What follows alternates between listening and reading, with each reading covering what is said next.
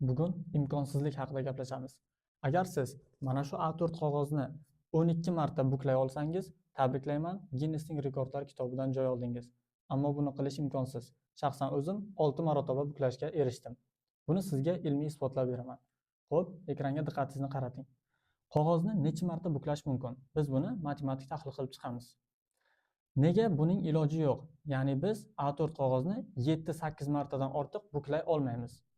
Buni sababi bizda har buklaganimizda maydon kamayib, qalinlik ortib boradi. Ya'ni bu yerda eksponensial o'sish deyilgan, bu geometrik progressiya kabi o'sib boradi, ya'ni karrasiga oshib boradi. Tushuntirib o'taman. A4 qog'ozning qalinligi 0,1 mm.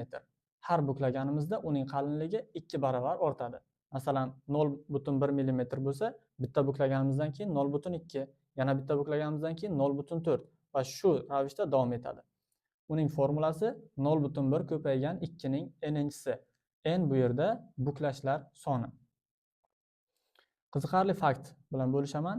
Agarda biz farazan mana shu A4 qog'ozni 42 marta buklay olsak, uning uzunligi 439.804 kilometr masofaga teng bo'ladi. Bu esa Yer va Oy orasidagi masofadan 14,5% ga oshiqcha. Endi Gallivan formulasi haqida gaplashamiz. Gallivan formulasi nimani ifodalaydi? Gallivan formulasi bu uzunlik, qalinlik, n esa buklashlar soniga bog'liq formula. Ya'ni L bu biz qog'ozni ma'lum marotaba buklashimizda qancha eng minimal uzunlik kerak, ya'ni qog'ozning uzunligi qanchalik bo'lsa, biz uni necha marta buklay olishimizni aniqlab beradi. T bu qog'ozning qalinligi millimetrda, L minimal uzunlik, n esa buklashlar soni. Ushbu formula orqali biz qog'ozni 42 marta buklashimiz uchun yoki masalan 10 marta buklashimiz uchun eng kamida uning uzunligi qanchaga teng bo'lishi kerakligini bilishimiz mumkin. Xo'p, tanishing, bu Brittney Gallivan.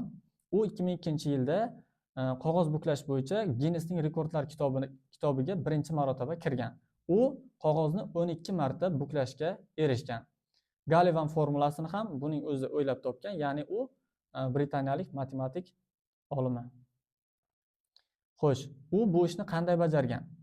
U 1200 metr uzunlikdagi hojatxona qog'ozidan foydalangan va 12 marta qog'ozni buklashga erishgan.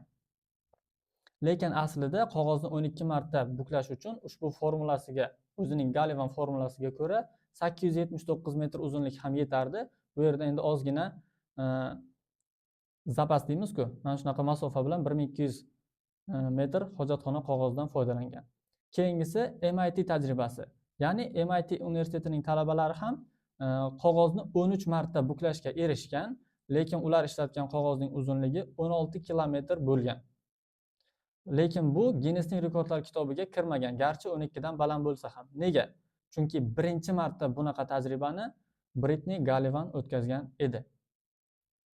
Endi koinot miqyosida oladigan bo'lsak, bizni boyagi tajribamizga ko'ra qog'ozni 42 marta buklashimiz uchun 400 ming metrdan oshiqcha uzunlikda bo'lishi kerak edi. Ya'ni oddiy A4 qog'ozni bunday buklashimizning iloji yo'q edi. Endi Gallivan formulasiga ko'ra qog'ozni 42 marta buklay olishimiz uchun eng kamida uning uzunligi qancha bo'lishi kerak degan savolga javob bersak, uning uzunligi 107 ming yorug'lik yili masofasida bo'lishi kerak. Tasavvur qilyapsizmi? 107 ming yorug'lik yili. Bu degani butun boshli Somon yo'li galaktikasining u chetidan bu chetigacha yetadigan masofa. Endi ham matematika qiziqmasmi? Bu videoni xohlagan odamingizga yuborishingiz mumkin.